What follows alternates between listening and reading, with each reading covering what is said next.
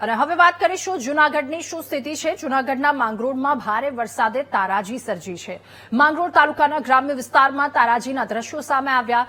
ખૂબ વધારે વરસાદ માંગરોળમાં વરસ્યો છે। વલ્લભગઢમાં ભારે વરસાદથી ખેતરોનું ધોવાણ થયું। ગામના ખેતરના પાળા તૂટી ગયા, ધોવાણ પણ થઈ ચૂક્યું છે। ખેતરોનું ધોવાણ થતાં ખેડૂતોની મુશ્કેલીમાં વધારો થયો। ત્યારે વરસાદના કારણે ખૂબ મોટું નુકસાન થયું હોવાનું ત્યાંના ખેડૂતો કહી રહ્યા છે। 2 મહિના સુધી કોઈ પણ નવો પાક નહીં વાવી શકાય, ખેડૂતોએ આપવીતી જણાવી। ત્યારે ખેતરોનું ધોવાણ થતાં ખેડૂતોને મુશ્કેલી વેઠવાનો વખત આવ્યો છે। જૂનાગઢની પણ આ સ્થિતિ માંગરોળમાં આગ ફાટ્યું હોય એ પ્રકારનો વરસાદ વરસ્યો હતો। 12-15 ઇંચ વરસાદ બાદની આ સ્થિતિ છે। એક તરફ ખેતરોમાં પાણી ફરી વળ્યા છે, ખેડૂતો પરેશાન છે। આગામી કેટલાય દિવસો સુધી હવે તેઓ વાવેતર નહીં કરી શકે। અને બીજી તરફના દ્રશ્ય ત્યાંના સ્થાનિકો પણ એટલા પરેશાન થયા છે, કારણ કે સતત ભારે વરસાદના કારણે જળબંબાકારની સ્થિતિ સર્જાઈ છે। લોકોના ઘર સુધી પાણી પહોંચી ગયા છે, એટલે લોકો પણ પરેશાન છે। ખેતરના પાળા એક તરફ તૂટ્યા છે, ખેતરમાં પણ ખૂબ વધારે વિનાશ આ વરસાદે વેર્યો છે। અને બીજી તરફ ત્યાંના સ્થાનિકોની પણ આ જ પ્રકારની સ્થિતિ છે।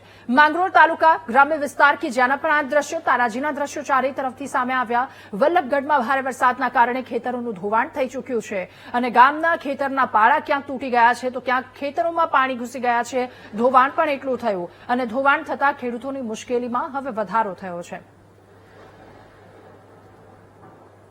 માંગરોળ તાલુકામાં જે 20 થી 25 ઇંચ જેટલો વરસાદ આવ્યો છે અને વરસાદ આવ્યા બાદ તારાજીના દ્રશ્યો જોવા મળી રહ્યા છે। આપ સીધા જે દ્રશ્ય જોઈ શકો છો, માંગરોળ તાલુકાનું વલ્લભગઢ આ ગામ છે, જે ખેતરો છે તેમાં હજુ પણ પાણી ભરાયેલા જોવા મળી રહ્યા છે, કારણ કે જે વરસાદ આવતો હોય છે અને ત્યારબાદ ખેડૂતો વાવણી કરતા હોય છે, પરંતુ અહીંયા તો વાવણી માટેની જમીન છે તેનું જ ધોવાણ થઈ ગયું છે। એટલે કે ક્યાંક કુદરતી આફત છે તે જોવા મળી રહી છે। ખેતરોમાં હજુ પણ 2-2, 2.5 ફૂટ પાણી છે તે ભરાયેલા છે, જ્યારે ખેતરો સંપૂર્ણ ધોવાઈ ગયા હોય તે પ્રકારની પરિસ્થિતિ છે તે માંગરોળ તાલુકામાં જોવા મળી રહી છે। આપણી સાથે ખેડૂત છે, શું નામ છે દાદા?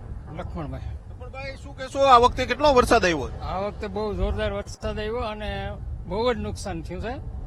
કોઈના મકાનોમાં પાણી ગરી ગયા છે, કોઈના ખેતરોમાં ધોવાઈ ગયા છે। બાંધા પાળા બધી આ મહેનત કરીને કર્યા હતા, બધી ગાર નાખીને એ બધી ધોવાઈ ગઈ। અત્યારે તો આ જમીન ધોવા, હવે આમાં કઈ પાક તો લઈ હતા? આમાં પાક હવે આને રિપેર કરવું પડે તે પછી પાક લેવાય। અત્યારે તો ચોમાસું છે એટલે થાય નહીં, ન થાય। 15 દિવસ સુધી તો આમાં પાણી ન નીકળે। મહિનો વરસાદ મોડો થયો અને હજી મહિનો વયો જાય તો 2 મહિના રહે તો 2 મહિનામાં સિઝન ન થાય। આમાં મગફળી વાવે, કોઈ તલ વાવે, સોયાબીન વાવે, એવું બધી આશા અપેક્ષા છે સરકાર પાસે? સરકાર હવે કંઈક આપે તો આશા ન કરતા, સહાય આપે તો સારું કહેવાય। આવું પહેલી વાર થયું 20-25 ઇંચ વરસાદ? હા, પેલા પડતો ઘણા વર્ષો થઈ ગયા તો એ પડ્યો હતો, આ પહેલી વખત છે।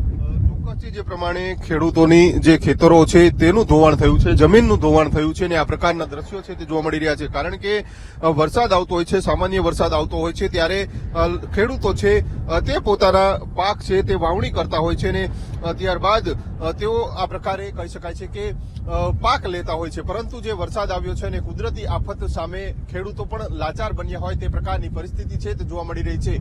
માંગરોળના વલ્લભપુર આ જે ગામ છે વલ્લભપુર, ત્યાં આ પ્રકારની પરિસ્થિતિ જોવા મળી રહી છે। ખેતરોનું ધોવાણ થઈ ગયું છે અને ખેડૂતો છે તે ક્યાંક રોવાનો તેમને વારો આવ્યો હોય તે પ્રકારના દ્રશ્યો છે તે હાલ જોવા મળી રહ્યા છે। કેમેરામેન જુનેદ જફાઈ સાથે ભાવેશ સંદર્ભ, VTV ન્યૂઝ, માંગરોળ।